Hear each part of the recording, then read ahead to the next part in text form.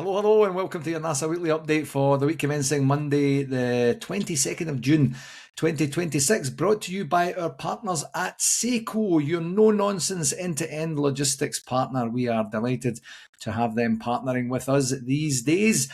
It's Gary here again, and you can probably tell if you listened last week that I feel a wee bit better this week. This week than I did last week. Oh, that was heavy. It was a heavy week. One of those ones where the night sweats and the difficulty getting back into the routine after the convention or Destination NARSA.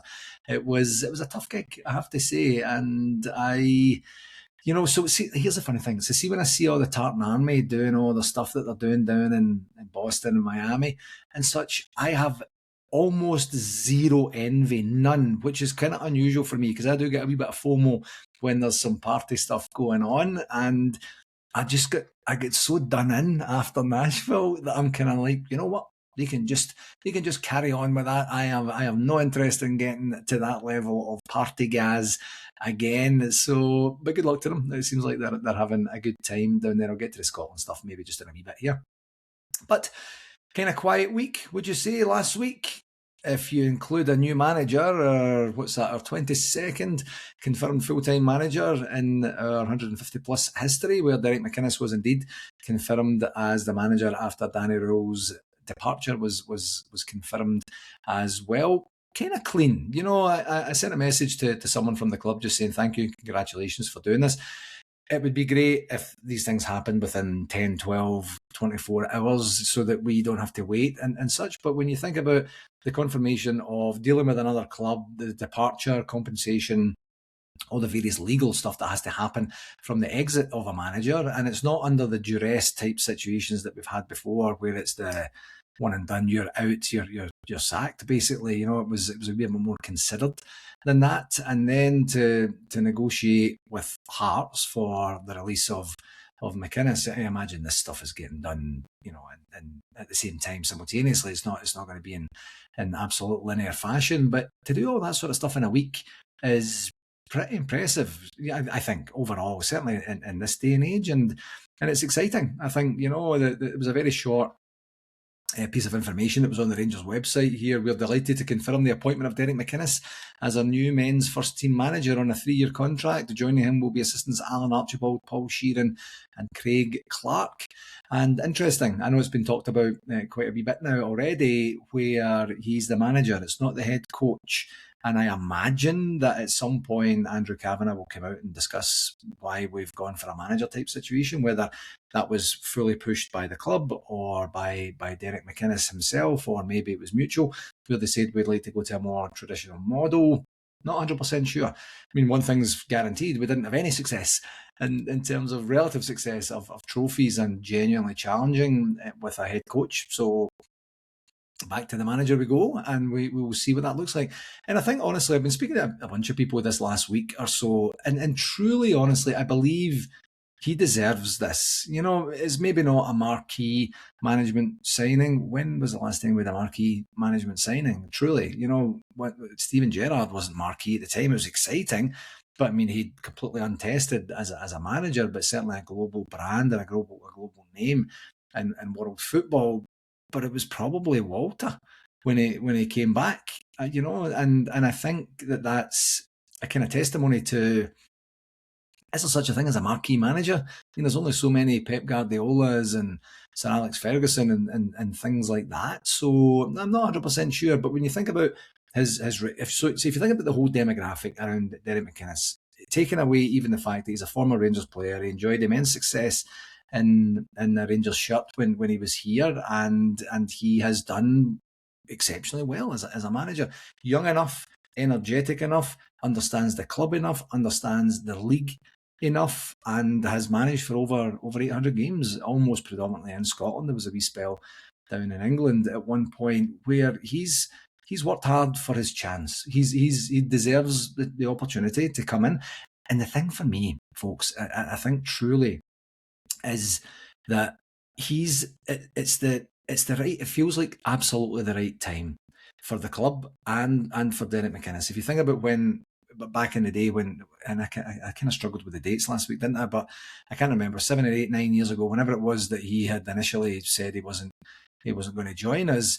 Think about the club and the health and the state of the club at that particular time. And then think about it now. It feels like we're on a wee bit of a more even keel now. I understand that I'm talking about, we just had a manager depart at the end of another unsuccessful season. But with the new owners, it seems like they're learning from the mistakes, and hopefully learning quickly from their mistakes. So he comes into a club that's on a wee bit more of a stable foundation, a wee bit more of a stable footing, and he has an opportunity to come in and say, right, okay, I've been observing the club. I see it's not net new from another country where there's a lot of video work and a lot of familiarization and acclimatizing yourself to the country, to the culture, and things like that. There's a whole bunch of benefits to that. But from the pure manager perspective, how many times have we lamented over the last dozen years or so, 10 years or whatever it's been, that any time we come up against a Derek McInnes team, we're kind of raging.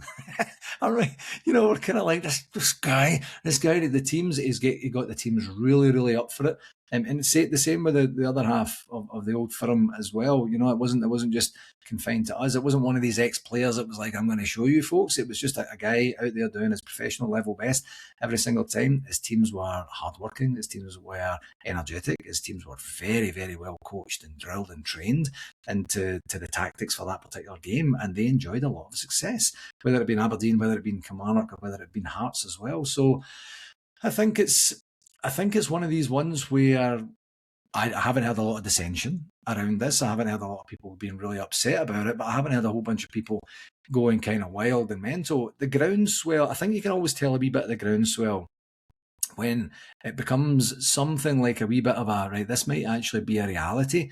And as soon as Danny Rule was confirmed, or not even confirmed, as soon as the rumours went abound that he was likely on his way out, I didn't hear many saying anything other than it was Steven Gerrard and Derek McInnes were in the mix.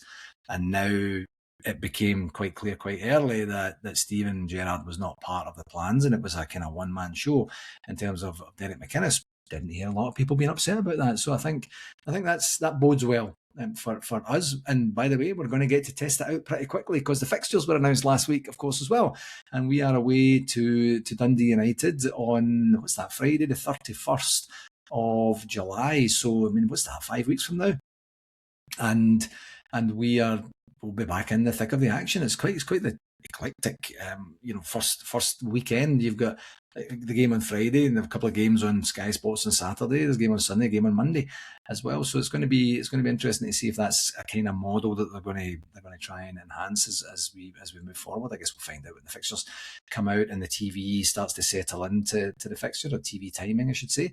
So yeah, and prior to that, the Sunday prior to that, we're playing against newly demoted West Ham United, and that'll be interesting to see how that goes as well. Of course, we have a wee bit of a link there with the CEO, or the interim CEO, being our former Chief Commercial Officer. And right now I'm taking an absolute blank on his name, which is kind of weird because him and I have kept in loose touch ever since he left. I had an opportunity to meet him when he was in the role of the Chief Commercial or Marketing Officer, and great guy, seemed like a good guy, really, really bought into the club and was very excited to try and help us do some stuff there. So anyway, we'll see what that looks like, but it's nice to get a wee bit of a friendly home prior to the season starting, and it's going to come up quick here. And of course, we've got some European qualifiers to navigate as well once we know what those look like. So in terms of the games, obviously no games themselves, but other than the Scotland game, that was on Friday evening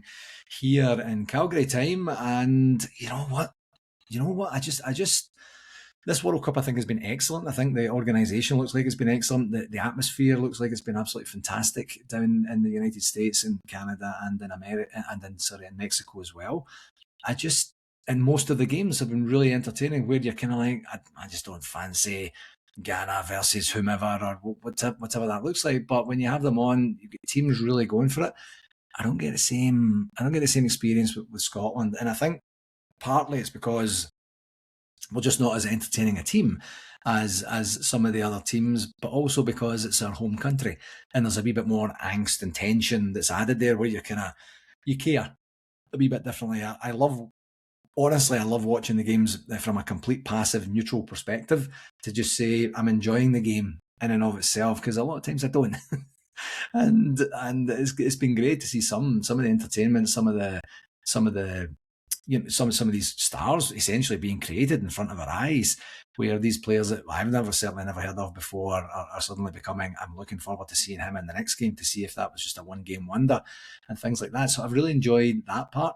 The Morocco game was very difficult, obviously a very horrendous start with the goal being lost very early, and we just didn't play well at all. And you can tell that from the atmosphere. But we went downtown to the pub to watch it, and there was nothing to shout about, quite frankly. Towards the end of the game, there was a couple of wee oohs and ahs, and you never quite knew what was going to come towards the end of the game. And of course, keeping it at 1-0 is a good result overall in terms of our ability to qualify, because I think there's 8 third place teams, and with Scotland having 3 points, that's going to be a good scene for Scotland to probably most likely qualify, unless there's something catastrophic that happens against Brazil on Wednesday. So it's going to be very, very interesting to see. Now, it's an expanded World Cup, and you know that you could make excuses about that. We've never qualified for any knockout of any major tournament ever in our history, so that is a massive deal. So as long as things keep a wee bit more normalised against Brazil and nothing else wacky happens elsewhere, there'll be a good opportunity to qualify for a knockout game. And I saw a headline on Sky Sports earlier today saying we might even end up drawing against Germany in the last last 32, I guess it would be. And I mean that would be a big deal. Germans have looked quite impressive thus far. So yeah, we'll see how that goes. On to the shout outs. Just a quick reminder of the Rangers Ladies Lunch, and that's on August 21st. Friday, August 21st, and tickets are £75. If you go to either the Edmiston House website or the Rangers website, you'll be able to get a link there for that, if that's your jam. And I did see something wonderful online last week. Now, Louise, and I don't actually know Louise's last name. I know what it's going to be, because it's soon to be Louise Crawford, because Louise came to the last couple of conventions and has been the life and soul of the party at the events. Just such a breath of fresh air. And I got an opportunity to meet her now fiance. I've kind of spoiled the surprise for what's coming here, but they went to, after Nashville, got a chance to meet Alan there at the event, and seems like a great guy, and just was really soaking up and enjoying the atmosphere and such. Didn't get a chance to talk to him too much, but it was really nice to be introduced to him. And then they went to Memphis. They went to Graceland, no less, after Nashville. And then he goes down on one knee right outside the front door, right outside the front steps of Graceland, and proposed. And they got it on video. And I'm not on social media as much now as I used to be. And I really wasn't on that much before. I have a presence on social media for my business, and I do a lot of posting and such, but I don't consume a lot. I like to just create and put it out there, which is probably a wee bit selfish when I think about it now, but that's just the way that it is. But I happen to be just on because there's still a lot of clips coming out from Tartan Army, from people that were just posting the stuff for Nashville, and then I was on, scrolled down and saw that. So they got engaged. All that to say, they got engaged. I think it was on the 19th. So that's actually just not so long ago, last Thursday or so, something like that. And absolutely brilliant. Congratulations, Louise. Congratulations, Alan, and all the very, very best for your ongoing engagement and planning of the wedding. The video was so cool. It was very, very, very nice to see. So yeah, brilliant news. I love that. I love a love story, and to do it at the iconic home of the king himself, that's pretty impressive. On a semi-related note, and I say that semi-related note, I have a happy birthday wish. Again, online scroll. Actually, no, I got a wee reminder today saying it's Julie Kingsbury's birthday today. So I know that Julie is an avid an avid listener to the podcast each and every week. Thank you very, very much. And if you know Julie, or if you've been to the last couple of NARSA events, you will absolutely 100% know Julie. And I don't know if we call her Taps Off Julie from this point forward. If you know, you know.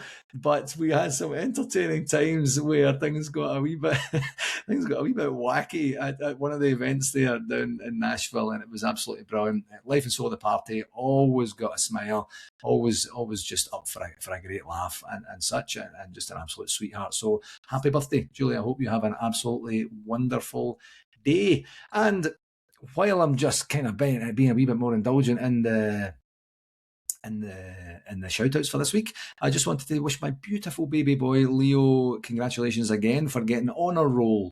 That status, I guess it is, or an honour roll certificate anyway from his high school. Grade 11 honour roll means that you've averaged over 80% across all of your topics for the entire year, and he managed to do that. And no mean feat on this particular occasion for this year, because he struggled with some of the topics. He had chemistry, he had bio on 2 different semesters.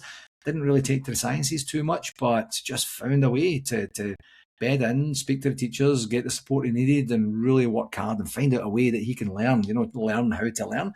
And that's what he managed to do. So to get the honour roll again for the second year in a row, he got that in grade 10 as well. I mean, it's coming up, folks. It's coming up for grade 12. This is his final year of high school coming up here. And just talking about my presence on social media, the last couple of days or weeks, I guess it probably is, of being on Facebook specifically a wee bit more than normal, is I get these reminders of things that I posted 10, 11, 12, 13 years ago of when he was just a wee boy, and I remember them vividly.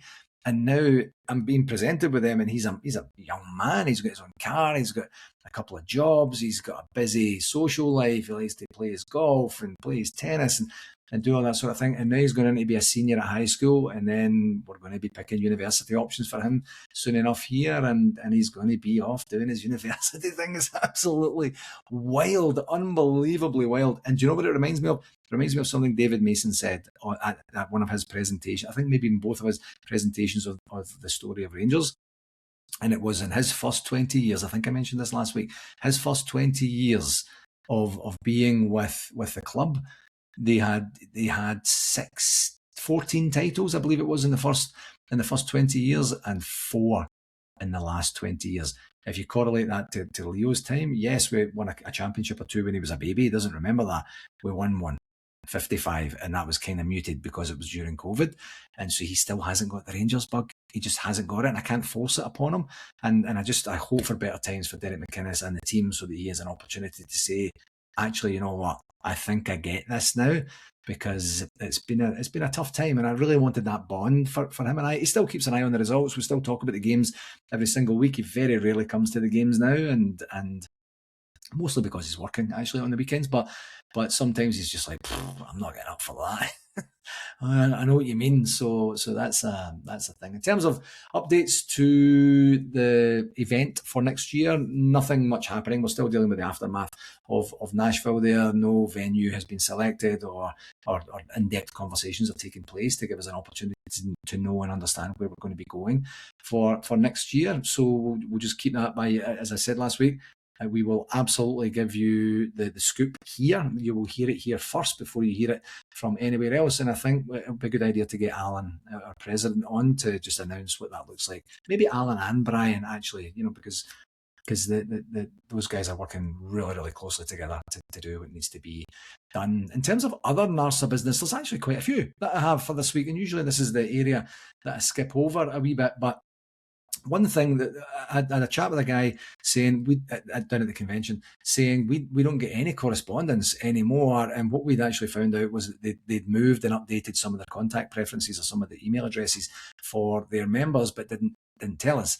And it's really, really, really, really important, folks. If you are an NARSA club, whether it's an associate member or a full member, and you are moving premises, or more importantly, your committee are changing on an annual basis, that you need to let us know. No longer email this person, email that person, or take this person off completely, or this person's moved into this role, whatever that looks like. We have a presidents and secretaries distribution list that we use for all formal correspondence. And if you haven't told us what that looks like in terms of what the logistics are at your side, we're not going to know what those are, and then we can't get you the information that we need to get you when we need to get you it. So then you're kind of running things blind. We don't even know. We don't get a bounce back or anything like that. If we got the bounce backs, then we would say, right, there's something going on here.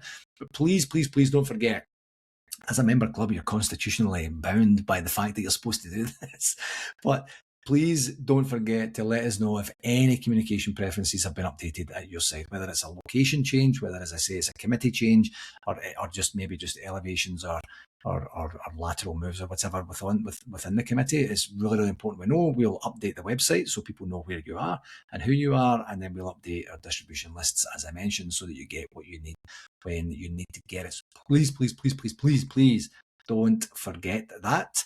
And one thing, actually, just from a NARSA perspective, last week I was mentioning I was quite fuzzy last week, admittedly so, because I just got back very, very late. Didn't get to bed till after midnight. And I just wanted to say once again a thank you to the entire exec committee down there in Nashville for their help and support and doing everything. These occasions are always very fluid, and there's always emergent situations and circumstances.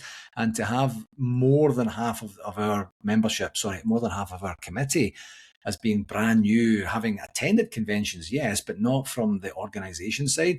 They took everything in stride, did a really great job. We, helping scan people in, working with the security at the hotel. And I think I underplayed last week Dan Bransfield's help with that. I think I almost mentioned everyone else, and had an opportunity to thank people. Hopefully I had an opportunity to thank people in person. But Dan was the guy on the door. Dan was taking it very seriously. He actually refused some people entry because the system wasn't working, and it would have been a better conversation with me. But it was great just to see the new folks, Dan especially. Of course, Stephen doing all the work that he did. Great, a brilliant opportunity to meet Stephen's son, Mark, as well. And that's the type and style of thing I want for me and Leo at some point in the future, is to go there as dad and son and really enjoy and embrace these events. But I think I underplayed Dan's importance last week, and hopefully everyone else, like everyone, was an absolute godsend. And I tell you what, that's not always been the case at the previous conventions, where we've the entire committee showing up, and then it's been a wee bit imbalanced at times. And we're trying, or certainly I am, I know for a fact Alan and Brian are too, we're trying to have a party at the same time as running an event. And maybe we shouldn't do that so much, but we've worked very, very hard on it for the entire year. So to have other people really stepping up and stepping in and learning the ropes and contributing fantastically well was great to see, and everyone did. But I think I just had this notion afterwards that I underplayed Dan's role, and I didn't mean to do that. So apologies, Dan, if that was the case. But it was great to see step up and step in and play the bouncer and do what had to be done there.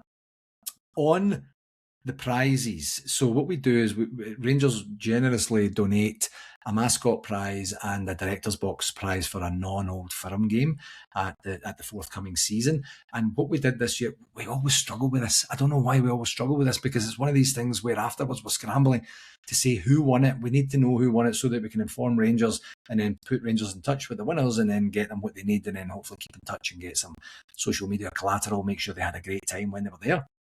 So this is an open ask. If you know who won the Mascot prize or the Director's Box prize, can you please get in touch with me and let me know? That's rangersSCC@hotmail.com. That's 2 S's and 2 C's. rangersSCC@hotmail.com.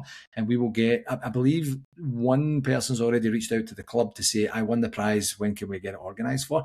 We don't know the names. And what we did was we got a photograph of them with Alan and Brian after it, and I thought that was really well organised and a kind of cool wee touch. But we didn't get the names or the email addresses.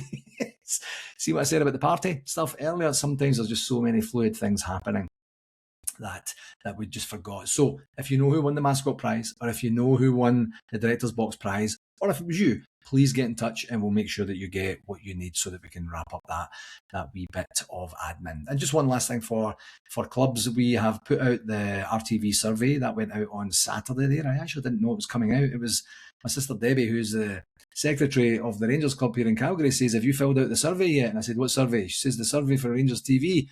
I don't know anything about that. When did it get put out? Saturday. Well, Saturday was a kind of party day for Gaz, so I didn't get a chance to look at that, but we'll get that organised from a Calgary perspective. But for all clubs, you have until the 26th, so you have until Friday to get that information in there, and that helps us work with and liaise with Rangers TV and set our costs and such for the TV package and such for 2026-27. And Rangers TV has been a bit of a loss for NARSA over the last couple of years. We're going to try and address that this year to make sure that doesn't happen again. And hopefully Rangers TV will be amenable to that. There is a meeting set up for a wee bit later this week. It was supposed to be tomorrow, but they moved it to Friday, I believe. And we'll get a wee bit more information about that. But for all the club folks that are listening here, please don't forget, it's such important information that we need from the survey to get us what we need so that we can go and represent our membership with Rangers and come up with an amicable, appropriate deal as well. So yeah, a few bits and pieces on the NARSA front. In terms of the communications, not a lot going on the communication. The fixtures were the big one that I mentioned earlier. The women's team know who they're playing in the second qualifying round of the Champions League, and that's Slavia Praha, or Slavia Prague, I guess that's just renamed kind of thing. And we'll see what those look like. They haven't enjoyed a lot of success in the Champions League, and it's a kind of semi-final final format to get into the third round of qualifying. So it's very, very difficult to get into the Champions League group at both the men's and the women's side. So good luck to them when that comes up. That's early August, so still quite a wee bit of a time away for that. But other than that, just to say once again, if you can, please do like and subscribe on YouTube for us, and if it's on Instagram or TikTok or Facebook, NARSA Communications or NARSA Comms, you can find us there and get a lot of the content that we are pushing out there. Okay, my friends. Well, thank you once again to SEKO, our partners, for helping us with the production of this podcast. And please do share it with someone that you think might enjoy it as well. That would be kind of cool to increase the numbers. That helps us with potential sponsors in the future too, which helps us bring an even better product to you. Until next week, here's hoping something cool happens in terms of Scotland with Brazil. It's a big glamour one, isn't it? You know, that's the big game that everyone from a Scotland perspective would have been looking forward to, I'm sure. And hopefully we get an opportunity. I'm going to be in Toronto watching it with a bunch of colleagues that I'm working with right now out there. So I'm going to take my shirt that was very kindly donated to me by the McWatt family, and I'm going to sport that in a pub somewhere downtown Toronto on Wednesday, and we'll see how that goes. We're going to take in the Canada game a wee bit earlier on as well, as they look to qualify, which I'm pretty sure they have. Actually, they have qualified now. It's just to see who's going to win the group. So yeah, until next week, I hope you have an absolutely fantastic week. Thank you, as always, for taking the time to listen or watch. And let's go. Let's see if we get some signings coming in. Let's see if we get some photographs of Derek McInnes at the Marble Staircase or at the Rangers Training Centre. And until next week, please do take care of yourself and all the very best, okay? Follow.